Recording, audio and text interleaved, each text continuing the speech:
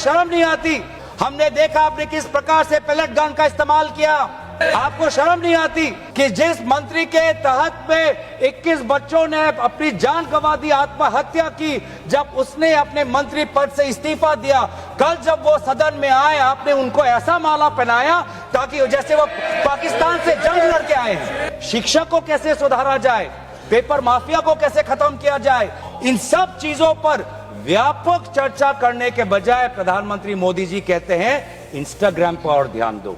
ना सिर्फ दिल्ली में, बिहार में आपने AK-47 का इस्तेमाल किया, ये नौबत है, ये नौबत है। हमने देखा किस प्रकार से आपने इलेक्ट्रिक बेटन का इस्तेमाल किया। हमने वो भी नजारा भी देखा कि किस प्रकार से एक पुलिस कर्मचारी ने एक लड़की के गाल पर थप्पड़ मारा। वो एसीपी का नाम भी हमें याद है। गृह मंत्री आए और सदन के अंदर बोले कि क्यों आपने पुलिस के द्वारा बच्चों पर ये दुर्व्यवहार किया।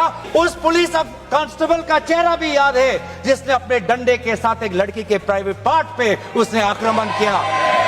हमें याद है वो लड़कियां जिन्होंने उनके आंसू निकल रहे थे आंखों से और कह रहे थे कि पुलिस वाले उनको मां बहन की गाली दे रहे थे।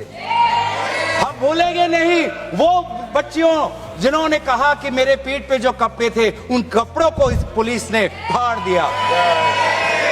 ये है असलियत। हमने वो भी देखा उस मध्य प्रदेश से आए हुए आदमी को जिसके सर पर खून निकल रहा था, खून से लथपथ उसका चेहरा। उस समय भी पुलिस को ललकार रहा था कि देखो ये लोकतंत्र है, लोकतंत्र में जनता जनार्दन है, जनता प्रजा राजा होता है।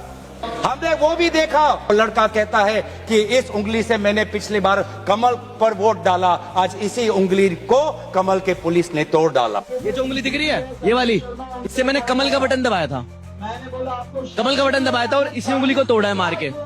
हमने वो भी देखा। युवा लोग आए, एक लड़का था हरे शर्ट में, वो पुलिस को बोलना कि मार, मुझे मारो, मारो सर मारो।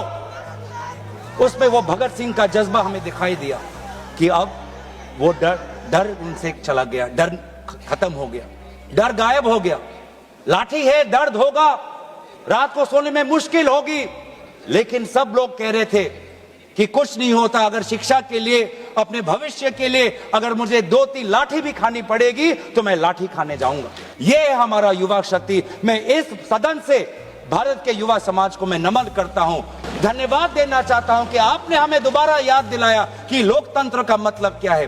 आपने दोबारा हमें याद दिलाया कि सवाल पूछना आप सबका, हमारा सबका मौलिक अधिकार है।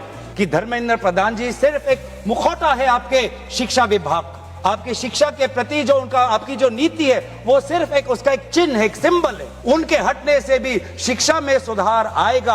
आज भी ना बच्चों को विश्वास आता है इस बात पर, ना हमें इस बात पर विश्वास। आज शिक्षा को लेकर धरना हो रहा है, आज शिक्षा को लेकर जंतर मंतर में हजारों की तादाद पर लोग इकट्ठित हुए।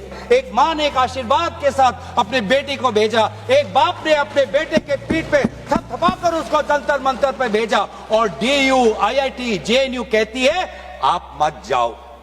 छात्रों को कहती है अगर आप जाओगे तो आपके करियर पर प्रभाव बन सकता है। यह है शिक्षा की संस्थाएं।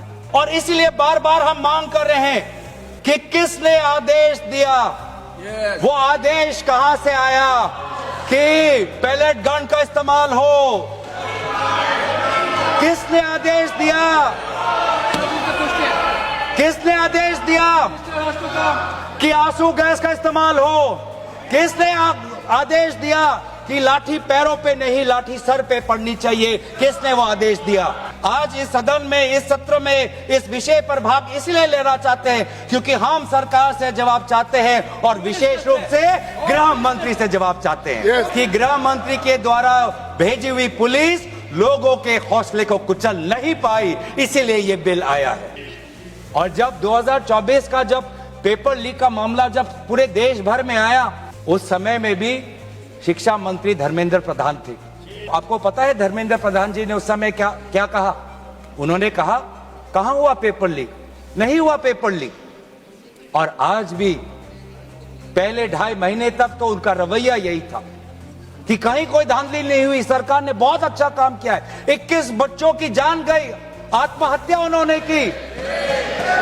प्रधानमंत्री जब आते हैं हाई पावर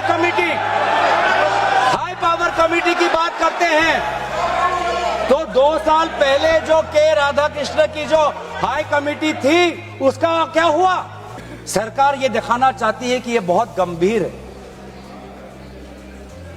पिछले कुछ दिनों में पता चला कि एनटीए के लगभग 47 लोगों को बदला गया, कि वे जो 47 लोग हैं जिनको आपने ट्रांसफर किया या सस्पेंड किया, कौन है वो? एनटीए की जो सैंक्शन कैपेसिटी है वो 34 की है, 34 की सैंक्शन कैपेसिटी है। ये 47 कौन है? कौन है ये 47? आपने एनटीए के डीजी को बदला और एनटीए के चेयरमैन को रखा, ऐसा क्यों? ऐसा क्यों? आपको एनटीए के डीजी पर विश्वास नहीं, आपने मान लिया कि शिक्षा मंत्री धर्मेंद्र प्रधान जी का इस्तीफा होना चाहिए, आपने ये भी मान लिया, तो आपको एनटीए के चेयरमैन पे इतना विश्वास क्यों? ये हम जानना चाहते हैं। एनटीए के चेयरमैन का ब्यौरा देख लीजिए। इससे पहले वो मध्य प्रदेश के पब्लिक सर्विस चेयरमैन के वो कमीशन के चेयरमैन थे, और उस समय में भी धांधली हुई,